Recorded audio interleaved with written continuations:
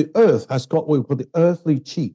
Surrounding us is the nature's chi, and ours is called elementary chi. And these chi actually reacting to each other. And in a way, as a person, we are actually accepting and releasing chi. So creating a connection or flow of chi from the body to the nature and from nature to us. So this chi come into our body, bringing us nutrition, bringing us, you can say, growth and strength. So therefore, chi, you can call it simply the energy of universe. In today's episode of the Mind Forest podcast, I sit down with one of Europe's leading Tai Chi and Qigong experts, Master Tary Yip. Master Yip is the chairman of the British Health Qigong Association and co-founder of the International Dayin Taiji Quan Institute. His teachings and forms have been viewed by millions worldwide, and he's over 30 years' experience as both a teacher of Qigong and Tai Chi, a true pioneer of these arts in the West. I first met Tary when studying to become a Qigong instructor in the UK, and I've spent many hours listening to and learning from him. So it's a real pleasure to sit down with him today. In today's episode, we learn about Master Tary's journey from student to teacher. We speak about the Taoist philosophies and core concepts behind Qi and energy work, and we discuss the differences between Qigong and Tai Chi, as well as examining the interrelation between specific emotions and their corresponding organs. We also discuss how these arts can be particularly useful for men who are often less well represented in classes in the West. It's always a pleasure to sit down and pick the brains of someone who spent so many thousands of hours cultivating their craft. So I hope you find today's conversation insightful and it gives you a flavor of the healing power of Qigong. So without any further introduction needed, let's dive in.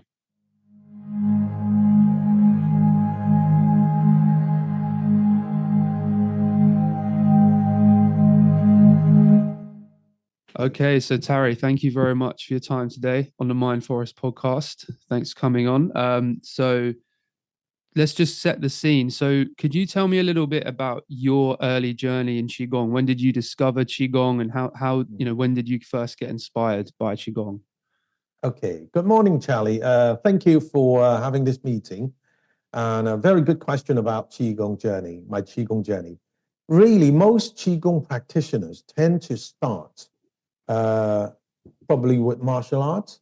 And I'm one of these people who really started at as a teenager in martial arts. And my family was from what they call a certain style Chinese martial art background. Okay. So when I was a teenager, I was practicing certain style Chinese martial arts.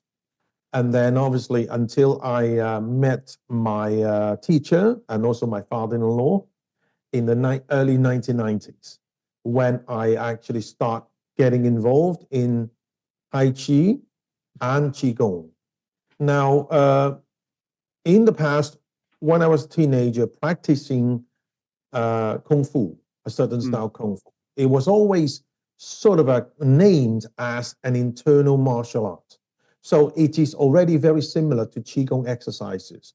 The only difference was, or is, between internal martial arts and Qigong is internal martial arts tend to try to work on the energy within the body as a way of boosting one's, you can say, physical strength and skill, martial skills to combat. And for example, a smaller person could probably give out, let's say, 100 pounds of strikes. But we believe that by using different ways of practice that would boost that internal energy, that we could actually enhance that strength, could be to, like, say, 150 pounds as opposed to 100. So this was probably my early stage of Qigong practice, is originally from martial arts. Okay. But my teacher, Professor Li De-yin, his family, also from a very strong martial art background with over 100 years of history. And they also got involved in Qigong practice as well. And Professor Li's father, my teacher's father, he was actually a specialist Qigong healers, one of the quite well-known Qigong healers in China in the 1950s and 60s. Then at that point there, Qigong was a way of trying to help people to boost their health or try and improve their medical conditions. Maybe somebody, have problems with their heart or lungs. They need, certain medicines. But Chinese medicine believed that sometimes it's always important to try to boost the qi within the body. And that's how Qigong, that people used in the past. And Professor Lee, my teacher's father, and started to, in a way, research into traditional Qigong exercises and then pass it on down through the family and obviously up to me. So that's a way how I actually learn Qigong, which is from my teacher, as well as learning Tai Chi and Xing Yi, an internal martial art, which also involve in boosting the qi within the body. So the name suggests Qi Gong. Qi means the energy. Gong is work. So it is energy work. So that's more or less my background from the learning of traditional Qigong exercises. Amazing. And the martial art you began with, what was the name of that again? Now, my martial arts that started off from the family background was called Southern style praying mantis. But that since learning from my teacher, Professor Li Yin, I also learned an internal martial art called Xing Yi Chuan and also Tai Chi Chuan, which is many people call it Tai Chi nowadays. So all in all, I've studied mainly 3 internal martial arts. One is called Southern style praying mantis, and then the Xing Yi Chuan, body and mind, are boxing, and Tai Chi, Tai Chi Chuan. Okay. And when you went through your journey of learning from your teacher, was that quite a traditional process? Did you have to be accepted as a student and then study? Was it daily study? Was it quite an arduous process? I think we are pretty nowadays. I mean, things are not as traditional as they used to be. Yeah. In the past, I guess it was the same, whereby students would come to this teachers' club or this place and study with the teacher. Now, in the past, there was always 2 types of students. One is called the general students, where you just come and practice, and although you are studying with the teacher, but you may not necessarily be accepted as an indoor disciple. So in a way, very often we call the students slightly differently if they are accepted by the teacher as what we call an indoor student. So then we tend to call it disciples. Okay. And students is like anybody can come to a club, like you go to a gym, you do your practice, and you have a coach or you have a training instructor teach you all the stuff, but you're not necessarily his disciple.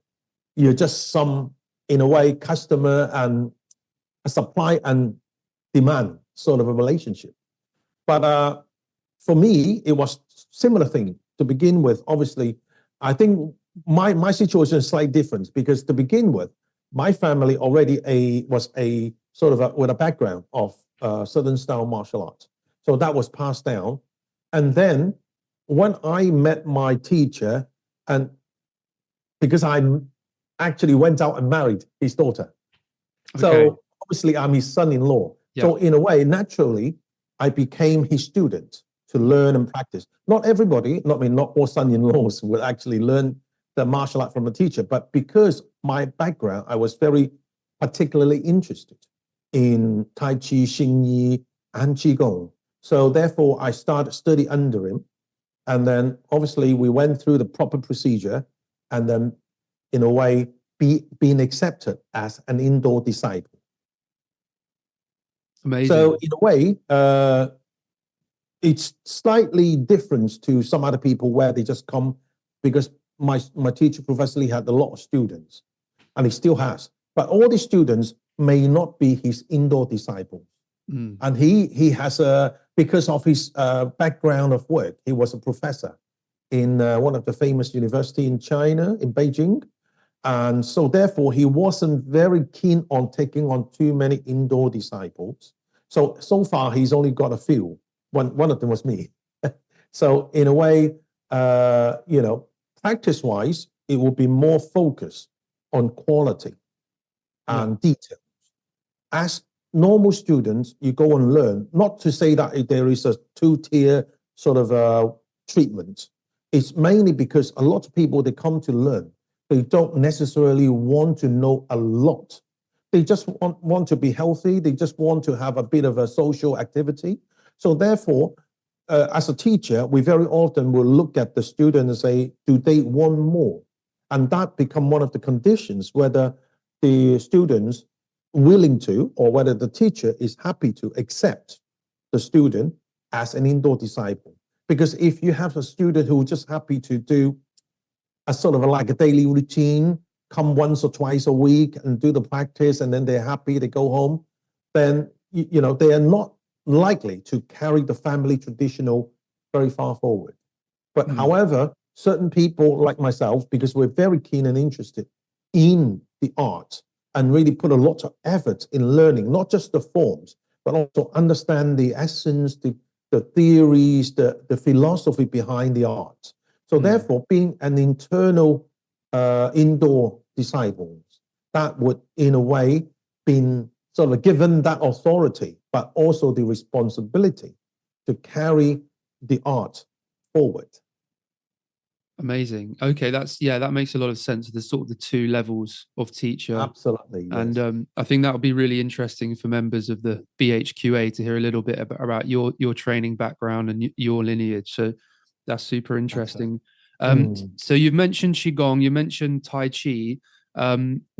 Now I've gone through in the BHQA course, and when I explain to people that I've become a Qigong instructor, some people have heard of Qigong, other people haven't in England. And the easiest way to explain Qigong in 5 seconds is say, oh, it's similar to Tai Chi, or Tai Chi is a type of Qigong. But for the people listening, I'm sure you could probably talk for hours about this, but what is the difference between, because you have your Tai Chi practice, you have your Qigong practice, what are some of the key differences between the two similar styles? Yeah, absolutely.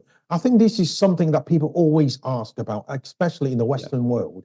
A lot of people say Tai Chi is a Qigong exercise anyway. In fact, you can call it like that, but also they have their similarities and differences. For example, Tai Chi was originally created as a martial art. And all the focus was on how to use the techniques effectively to combat or to defend oneself.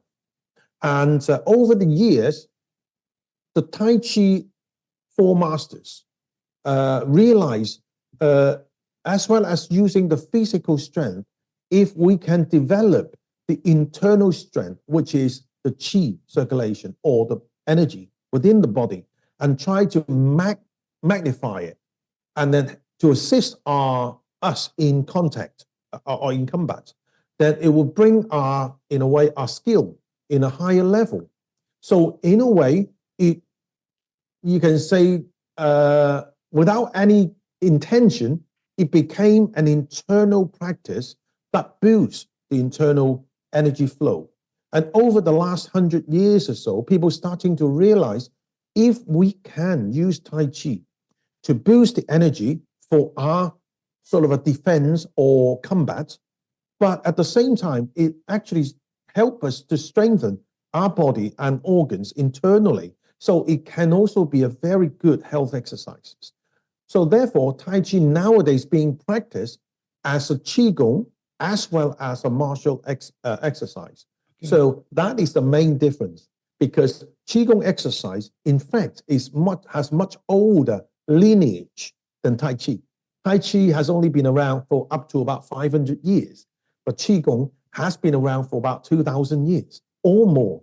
Now, Qigong was very simple. In the beginning, starting with TCM, traditional Chinese medicines, these doctors starting researching on herbs and things like that, needles like acupuncture, acupressure, to help people to sort of deal with illnesses. But then a lot of people start thinking, okay, Chinese medicine is good for dealing with illnesses, but can we not avoid having illnesses in the first place? So they start looking at how, based on TCM, traditional Chinese medicine, how the qi is flowing and how what we call the meridians, like blood circulation or blood vessels. Blood vessels are for blood circulation, but meridians are for qi circulation. So what they discover is if we can do certain movements, coordinating the body, right, and cooperating with the mind to guide the qi within the body to flow, then that would help us strengthen the functions internally on organs, muscles, joints. So therefore, over the years, people starting to create different types of exercises. Now we call Qigong. But then that is the difference because Qigong has a very clear focus. First and foremost is for health and you can say illnesses. Tai Chi also have the very clear focus, which was to begin with as a martial application, martial arts, fighting techniques. But because through that, we actually discover the strong use of Qi to boost one's fighting skill. So nowadays, people call it Qigong is you can say a slow version of Tai Chi. Tai Chi is a moving version of Qigong. However, Tai Chi has got martial applications. Qigong hasn't. That makes a lot of sense. Yeah. So Tai Chi is a more active style. Absolutely. No, that makes a lot of sense. And so Master Tary mentioned the meridians there, and the meridians are like highways of chi or energy in the body. I think one of the most difficult questions, and I don't expect you to have an exact answer for this, but people in the West, my teacher always told me people in the West are often obsessed with like the technology of these forms. And they say, what is chi? Can we measure it? Some people say chi is like bioelectricity. Some people say it is heat. My best answer is that you have to feel the chi. You have to do the qigong exercises, and you can really feel it in your body. Do you have another interpretation of what chi is? Now, the first thing first, though, I mean, like qi is everywhere. It's not just in our body. So qi is, in a simple word, energy. So that you need to go back to sort of the very beginning of the universe. At the moment, Western scientists believe, not every scientist, a lot of these Western scientists believe that the universe began with no space, no time, nothing. And then suddenly an explosion occurred, and it becomes sort of like expanding as like what it's doing now, as if it's into infinity. But there's still a lot of people, even scientists, believe that may not be the case. To the Chinese, we believe the early universe is like a Tai Chi circle. You can see that they're half and half, although now we use the Chinese flag and the British flag. But this is just a symbol of what we call the Qi circle or yin-yang circle. Yin-yang. Now, but this one is not necessarily the first beginning. The first beginning, as the Chinese Qigong masters and TCM doctors believe, it was an empty circle. But this empty circle wasn't empty. There was some cloudy element that is strangely arranged, and but in a very perfect way. We call it in an undistinguishable void. But for certain reasons, these elements suddenly move, and then in a way is starting to separate and divide into two oppositions or opposites. One is called yang, one is called yin. So it will become a very perfect half and half of a circle. But then, because of this sudden move and split, and it starts to rotate. And once it's rotate, the yin and yang starting to interact and countering each other. And it creates that motion that's starting to cause this element to react to move. And this element, we call them qi. Yeah. So in a way, it is the energy that I would say most scientists would describe it as. Us, same thing. We are not like what we are today. Millions of years ago, we were probably just a single cell. But that single cell contains energy. This energy developed, and then over time and evolve into like different animals and things like that. Human are the same. We were involved from what we call energy. And this energy is within the body. So in TCM principles is when we were born, we first born with what we call the elementary qi. So we started with a somewhat small ball of qi. And this qi starting to grow and develop and then into like embryo, babies, infants, and then grow into us.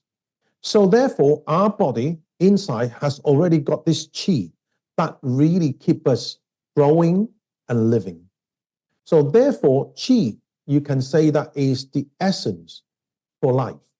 So without this essence, there won't be any life. In a way, this elementary qi is part of the universe, universal qi. There are different ways that we describe qi or energy.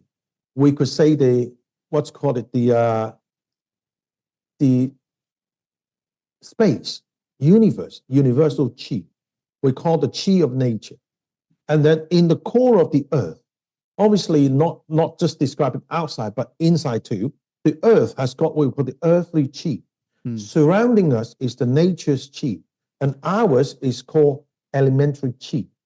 And these qi actually reacting to each other, and in a way, as a person, we are actually accepting and releasing qi. So creating a connection or flow of qi from the body to the nature and from nature to us. So this qi come into our body, bringing us nutrition, bringing us, you can say, growth and strength. So therefore, qi, you can call it simply the energy of universe. Now, qi circulation is similar to blood circulation. You can't just simply go in different places. Otherwise, if there's no certain, you can say human is perfect in most ways. If the qi are not flowing in such a way, it won't happen to be us. So therefore, the qi has to go to a certain pattern, and they also have, as you say, the highways to travel. So like blood circulation, blood circulate in vessels, blood vessels, to bring nutrition, bring oxygens to all parts of the body. Same as the energy. The energy has to move to make sure any parts of the body are lively, are taking enough energy to really survive. So therefore, I would say qi is the essence for our life. And what people say is when this qi, especially the elementary qi, eventually becomes stagnant, because as we grow older, this qi becomes weaker, and then eventually it goes stagnant. And what happens is when this qi becomes stagnant, then our life is sort of a slowly drained away. Yeah. So that's why Tai Chi and Qigong is very good, because what we do is we actually, through these exercises, we call it three things: regulating of the heart, the mind, and the body, to blend in with nature, to absorb further fresh qi, to keep the body going. So therefore, long life is not about you just doing exercise.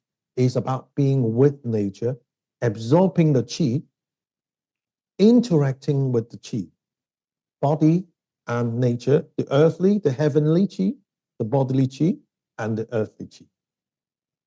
Wow, thank you, Master Tary. That's a really good explanation. One of the things I really like about about Qigong practice, especially when you're outside, is coming back to these kind of Taoist theories we're talking about, is the macrocosm, microcosm, and how you link yourself to nature. So Absolutely. In the West, we have a tendency to see ourselves as very separate beings. However, that ability to sort of align yourself with the universe or nature and understand yourself as part of a bigger picture, personally, I find that very therapeutic.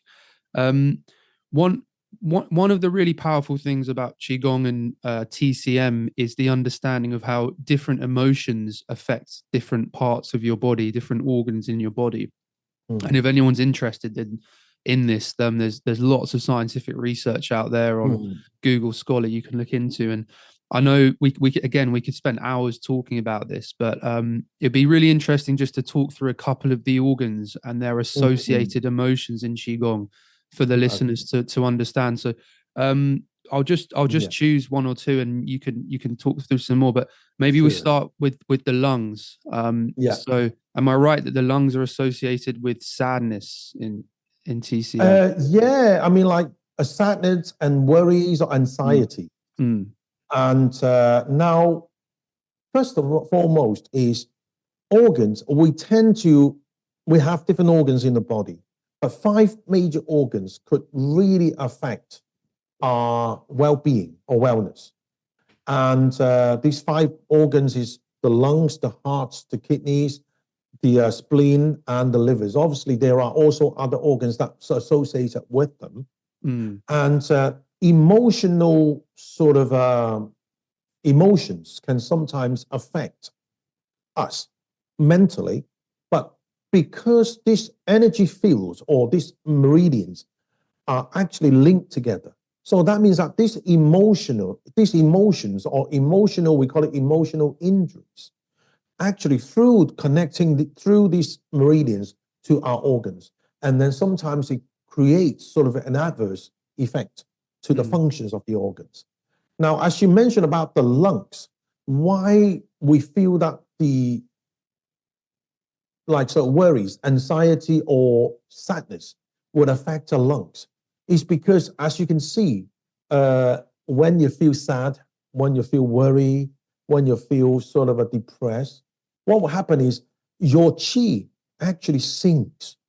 So you're very common for people when they feel sad is and I think people can relate to that. If you can just imagine a moment when you've maybe been hit with sad news and you just suddenly feel that in your body, you just feel that sinking feeling. That's right, and that's why, I mean, like some people describe them, when I hear this sad news, my world has collapsed.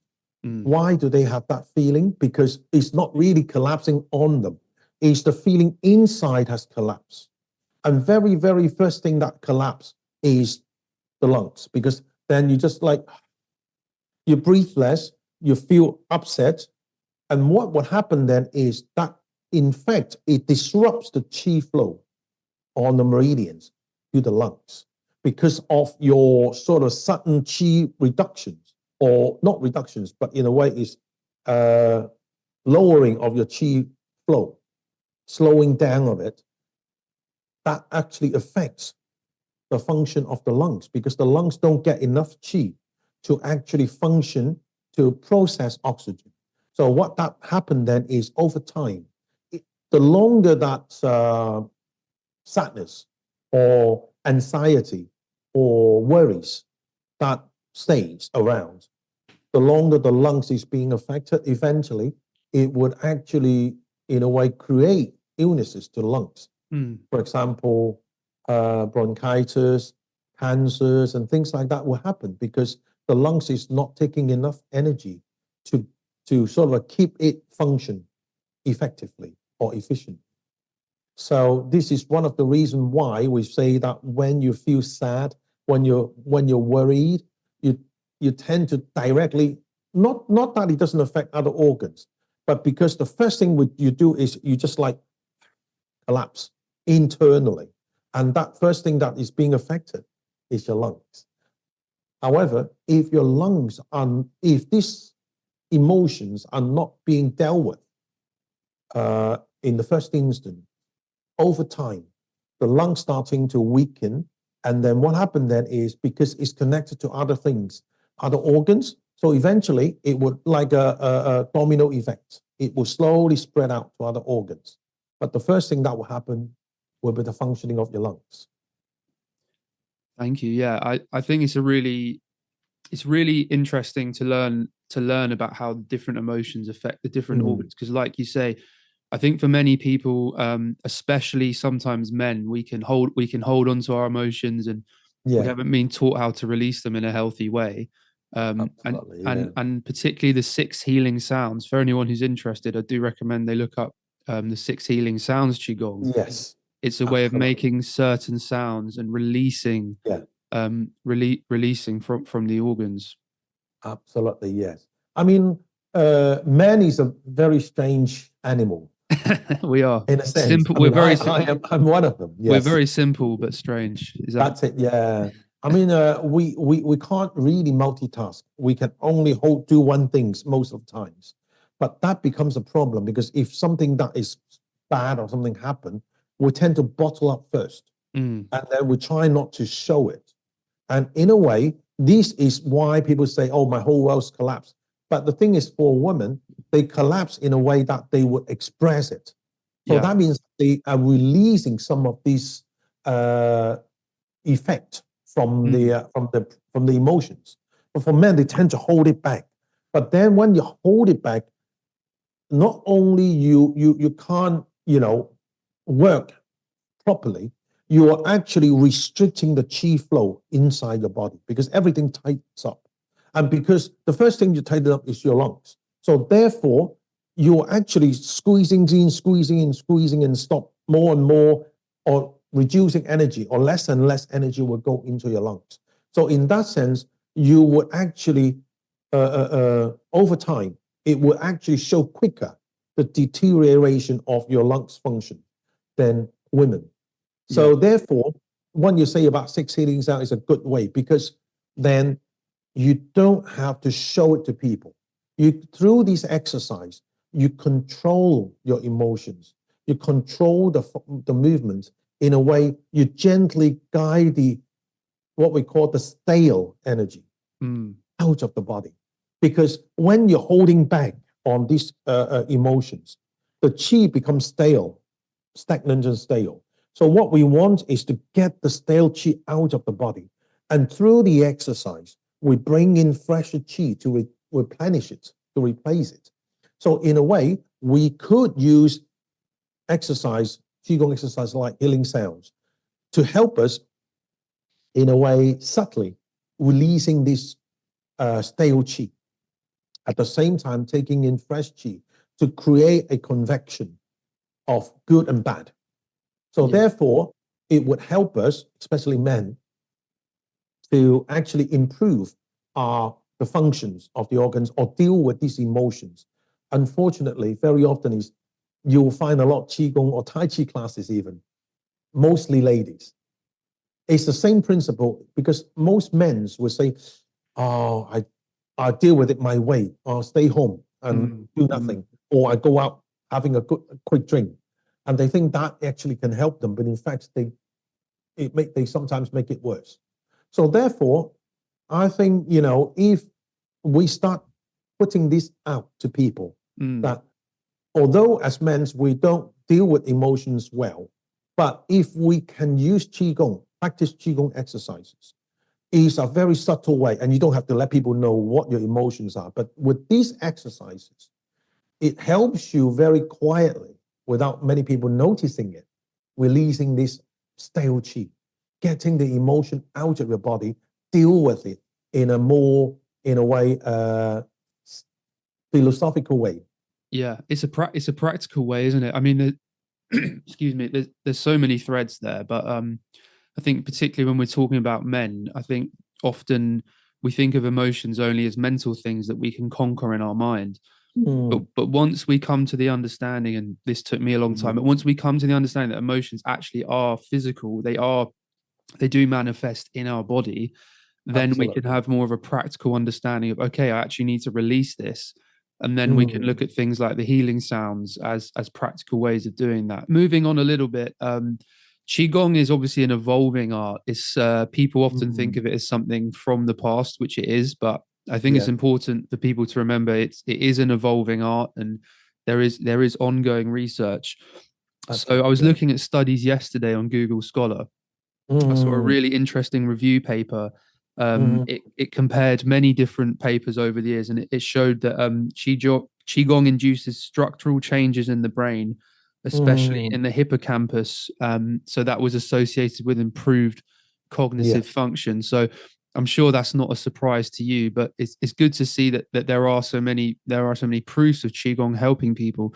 I just thought I'd ask you, over the years, I'm sure you've seen your students with many different health conditions improve through Qigong. Do you have any particular examples of types of health condition that you've really seen improve through the practice of Qigong? Yeah, I think a lot of people think Qigong is a 2,000-3,000 years of history. And to begin with, the name Qigong is actually quite a new term. Before, it was actually called something else. And it was called like Dao Yin, Tu Na, and other names as well. Only in the 1960s, when it started being called Qigong exercises, purely because the work that people are doing with these exercises, they are trying to work on the Qi. So over the years, there were so many ways of finding out whether it was effective, because traditional Qigong exercise tends to be quite lack in research and sort of trials to see whether this Qigong exercise could work. Now, that was the reason why health Qigong became quite popular. Yeah, that's an interesting point. Sorry to cut you. So maybe we should describe what health Qigong is. Absolutely, yes. Now, Qigong, as I already mentioned, is a new term. However, it lineage to exercises with over 2,000, 3,000 years of histories. However, the reason why it's called Qigong was from a guy, a Qigong healer now we call him, and he felt that because what we're doing is associating with Qi and working on the Qi, so we should call it Qigong, and then start people taking on that name and start using it on the exercises, as long as they are mainly using the exercise to boost the Qi level. However, in the past, very rarely that they have any sort of a group trials on medical research on them. They tend to just create this exercise, pass on the students, and based on the feedbacks of the students, they say, oh, that's good, it works. So it's starting to promote. Now, in the probably late 1990s, early 2000s, and in China, the Sports Council felt that, because in China, people tend to believe more on a scientific sort of methods, rather than just purely cultural or, in a way, non-proven exercises. So therefore, they say, we embrace the traditional exercises, but can we do something that we can show people that it does work?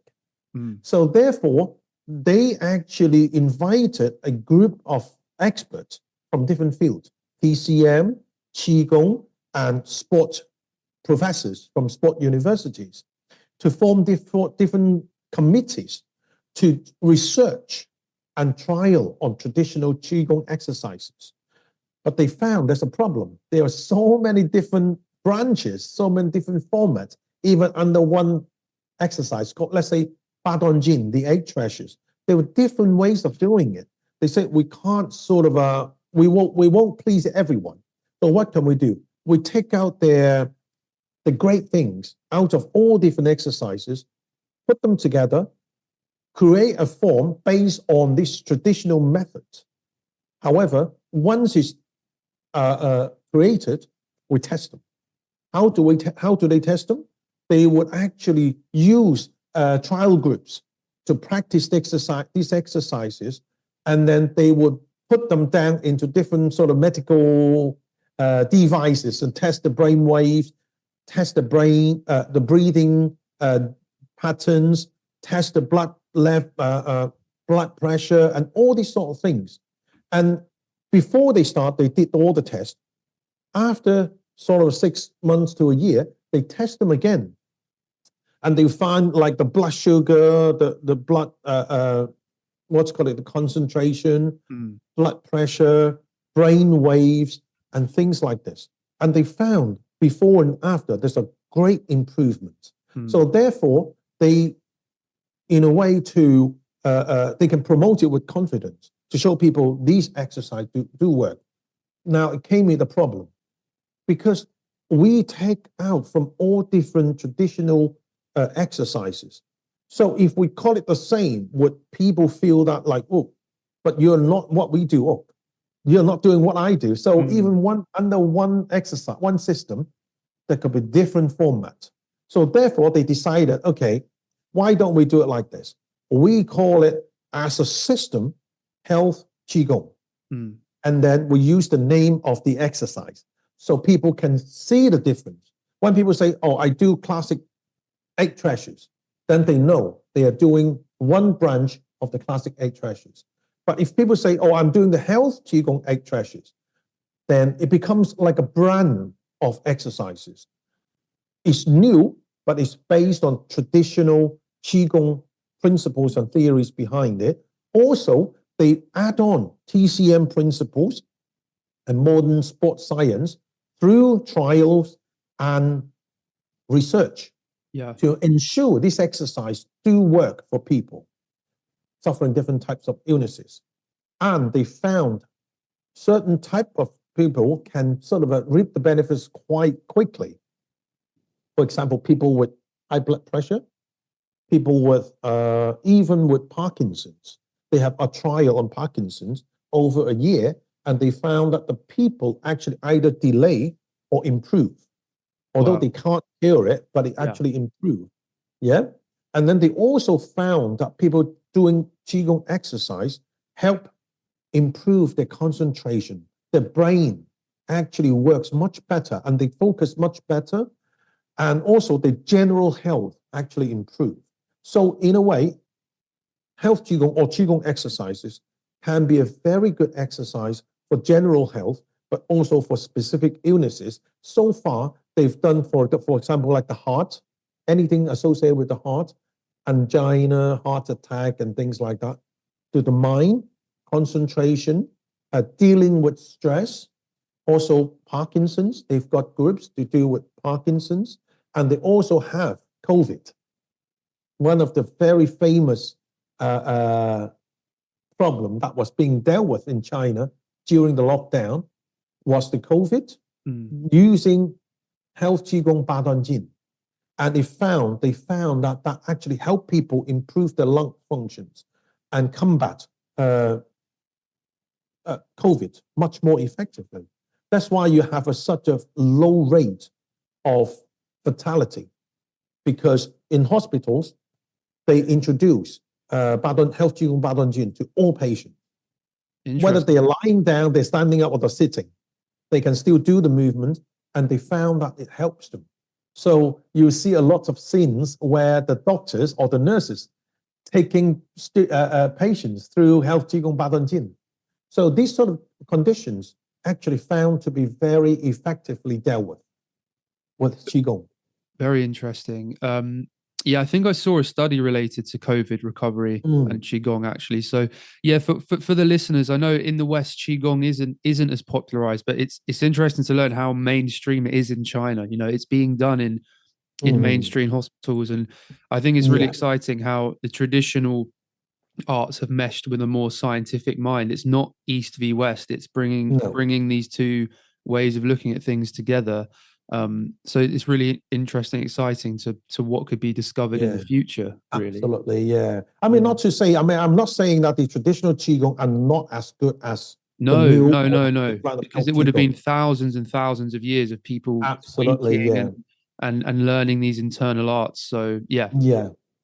I think in a way is you can put it in such a way that like traditional Qigong exercise is there for people to practice. Yeah. Health Qigong exercise is there to tell people traditional Qigong exercise do work, because they actually take on board of all the traditional values, principles, and philosophies in traditional Qigong exercises. So there's nothing missing there. So they are still, you can say, is a new branch from the old root. Love it. Lastly, Tary, one thing I'd love to ask you is a little bit Yeah. about your journey of introducing Qigong to the West, to the UK. There are Yeah. other arts from the East that have been hugely popularized, like yoga is the obvious one. Mhm. Yoga is everywhere. Tai Chi is very well known, and Qigong is well Mhm. known, but it's still, I would say, a little bit underground, a little bit esoteric. Yeah. So it'd be interesting Mhm. just to hear, how have people in the UK reacted to Qigong? How has your journey been in kind of Mhm. being a public figure introducing Qigong to the West? Yeah, I mean, like before we teach qigong exercises, we actually taught Tai Chi for many years, Right. and really the first time we start promoting qigong exercise was as early as we started teaching Tai Chi from our traditional route. We have this classic Ba Don Jin, eight treasures, classic qigong exercise, as well as what we call Xing Yi standing pole qigong exercises. We've been teaching it right from the beginning. However, you're absolutely right. Many people don't realize Tai Chi and Qigong are different. They say, what am I doing this exercise? Doesn't look like Tai Chi. And when we explain to them, it's called Qigong exercises. Oh, really? Oh, well, it feels good. However, as you say, still pretty much underground after so many years. But in the late sort of 1900, early 2000, we started to promote health Qigong. And alongside our traditional Qigong exercises, but because we could tell people that it's been tested and trialed and researched on, and it could actually prove the functions and is effective to health and wellness. Also, for people who deal with different medical conditions. And more people starting to take on board of the exercise. And you can say that although it's still quite small compared to Tai Chi, but Qigong exercise is now becoming very popular. And health Qigong is a very good example. In the UK, we have an organization called the British Health Qigong Association, which we work very closely with universities, hospitals, and Qigong masters in China to promote this brand of exercise, you can call it. Now, since then, we had to set up instructor courses. You're one of the instructor courses participant, and very good of you to become qualified as a health Qigong instructor. Over the last probably like 15 years, we have trained over 250 keen enthusiasts and qualified to become health Qigong instructors within the UK and Europe. And I am sure now everyone on average has got like 80 to 100 students. So you can work out with that many instructors around the country and Europe. That means that there are over 20,000 people practicing Qigong, health Qigong exercises. So it is I'm very pleased to see the development of Qigong. Obviously, we still got a long way to go compared to Tai Chi because practically everybody's doing Tai Chi. Now, as we say earlier, Tai Chi is to do with more martial art based, but for health and wellness. Qigong is purely focused on dealing with health issues. It's a lot easier to learn and you can say quicker to see the effect of the exercise. So I'm sure over time, people were starting to see that they can take shorter time and quicker to see the benefits of Qigong and health Qigong exercises. Brilliant. Yeah. And yeah, for anyone who's interested, I'll leave the link to the BHQA website That would be and great. Master Tary's details in the show notes below because it's a very accessible way. There's online courses, there's in-person courses, and as Master Tary says, it's a really accessible way of learning qigong and blending the ancient forms with the university knowledge. So yeah, we've covered so much ground today. What I would encourage the listeners to do is just delve in yourself with your own research to any area we've covered, because we could talk about any of these topics for hours and hours, and they are really Absolutely. they are really dense topics with a lot of knowledge and background behind them from Master Tary's side. So yeah, just to say it's been magical to talk with you, Master Tary, again, and Oh, see you're you very again in the welcome, new year. Charlie. And Thank thank you you. to invite me to this little chat. And hope listeners who can benefit from Qigong exercise and especially health Qigong. And as I say, you know, you're a very good instructor too. Hopefully your students can see the benefits and more people would join into our family and become one of the health Qigong practitioners or eventually instructors. I hope so. Thank you so much, Master Tary. I'll Thank see you you. soon. Thanks very much, Charlie. Take care.